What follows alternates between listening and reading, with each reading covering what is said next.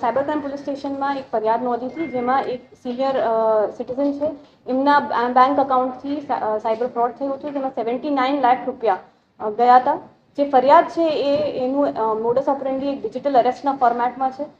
જે ફરિયાદી છે એમને મુંબઈ પોલીસ હાઈકાલા પોલીસ સ્ટેશનથી ફરિયાદ એના વિરુદ્ધ ફરિયાદ થઈ એવી વીક આપવામાં આવી હતી, અને પોતે સીબીઆઈ અને મુંબઈ પોલીસના અધિકારી તરીકે એમને વોટ્સએપ કોલના માધ્યમથી ફોન કરીને એવું જણાવ્યું હતું કે એમના નંબર ટ્રાયનામાં ગેરકાયદેસર પ્રવૃત્તિમાં આવ્યું છે અને ફેક ગેરકાયદેસર એડવર્ટાઇઝિંગમાં એમના નંબર આવ્યો છે, જેથી એમને અરેસ્ટ કરવામાં આવ્યું છે. એમનું અરેસ્ટ વોરંટ કાઢવામાં આવ્યું છે અને એના અનુસંધાને એમને તરફથી 79 લાખ લેવામાં આવ્યા હતા. તો એમના આ ફરિયાદ મુજબ આપણે સાયબર ક્રાઇમ પોલીસ સ્ટેશનમાં એક ફરિયાદ નોંધી છે. એ ફરિયાદના અનુસંધાને જે તપાસ કરી છે એમાં જે અકાઉન્ટ છે, મૂળ આ 79 લાખ જે છે એ 5 અકાઉન્ટમાં ગયા હતા. એમાંથી એક અકાઉન્ટ આપણને મળ્યું છે, જેમાં અકાઉન્ટ આપનાર સુરતના 4 વ્યક્તિ છે. આમાં એક આખું રેકેટ છે જે અમને જાણવા મળ્યું છે.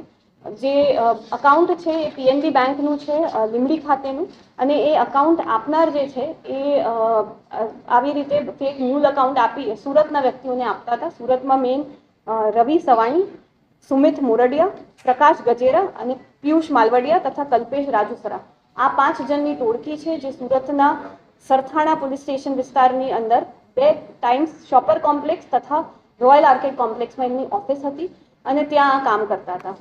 મૂળ એમનું જે કામ છે એ આ બેંક અકાઉન્ટને લઈને આ બેંક અકાઉન્ટના એટીએમ કાર્ડ તથા અકાઉન્ટની તમામ ડિટેલ્સ દુબઈ મોકલવાનું હતું, અને દુબઈથી આ અકાઉન્ટમાંથી એટીએમ વિથડ્રોલ થતા હતા. આપણા કેસમાં પણ દુબઈના એટીએમથી પૈસા વિથડ્રો થયા છે. અને આ લોકોની તપાસ દરમિયાન જે સુરતમાં અમે સર્ચ અને સીઝરનું કાર્યવાહી કરી છે, એમાં મુદ્દામાલ અમને ખાસું એવું મળ્યું છે, જે મુદ્દામાલ સીઝ કરવામાં આવ્યું છે, જેમાં 708 સિમ કાર્ડ મળ્યા છે, 64 ચેકબુક્સ મળી છે, 34 પાસબુક મળી છે, 49 એટીએમ કાર્ડ મળ્યા છે, 18 મોબાઈલ છે, દુબઈ મેટ્રોના 3 કાર્ડ છે, મોબાઈલ સ્વાઇપ મશીન મળી છે એક, અને એક કમ્પ્યુટર અને લેપટોપ મળ્યા છે. તો આ રીતની એ લોકો રેકેટ ચલાવતા હતા, જે અમે આરોપીને ધરપકડ કર્યા છે 5 જણને.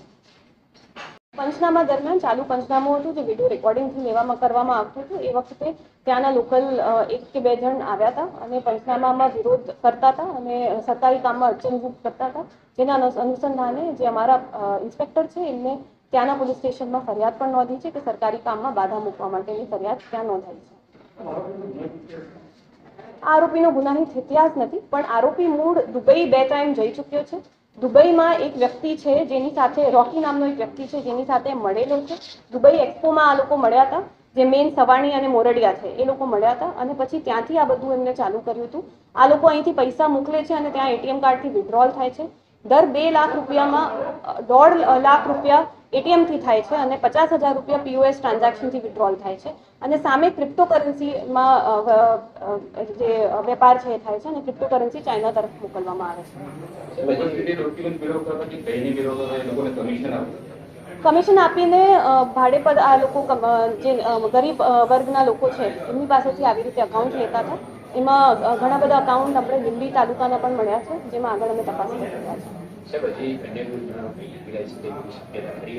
આમાં આગળ પણ અમારી તપાસ ચાલુ છે, અને બીજા પણ આવી રીતે જે અકાઉન્ટ આપે છે એમાં આગળ આપણે તપાસ કરી રહ્યા છીએ.